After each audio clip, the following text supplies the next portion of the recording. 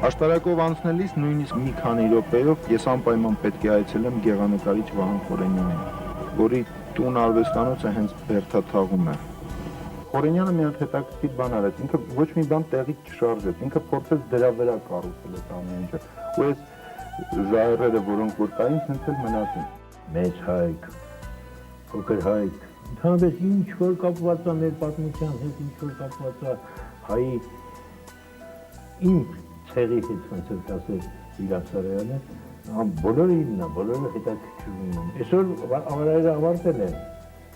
իսկ մինչ ավարայրը սկսել ավարտել են, տարի ու կես որ պիտի ես որոշեցի տարի ու կես նվիրվեմ ավարայրին, որ ավարտեմ, շատ տնեցի, շատ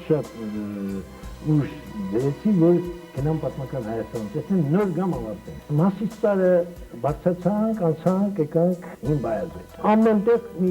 ինձ համար մի էպոպեա պատրաստված ես գնացի։ Բայազետից էլի գնում ես անդադ Մասիսն, հենց Մասիսը մի քիչ կորցնում ես, սկսում է համարը թե սկսում է վանալիք երևալ։ Իսկ դա ես ինչ ոնց Մասիսը թարս կարող ես տեսնել,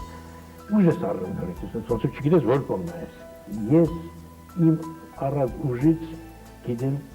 ինչ նշանակություն ունի հայի կյանքում իր պատմական վայրը։ Ծնվում է նորից քո մեջ ուժերը, իմ մեջ այս տարիքում ուժ առա ես նույն այդ Աշկերտի դաշտավայրից։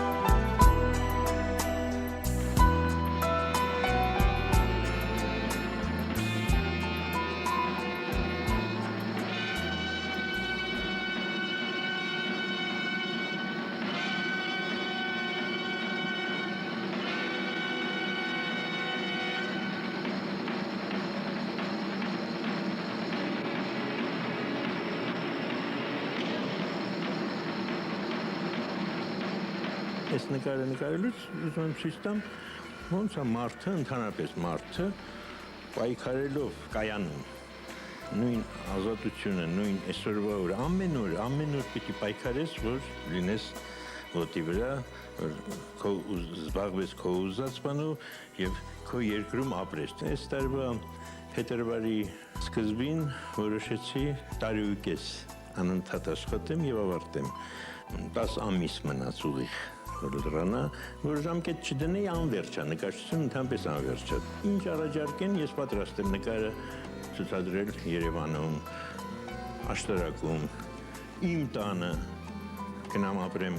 տղայիս մոտ, այս տունը դառնա այցելուների համար բաց։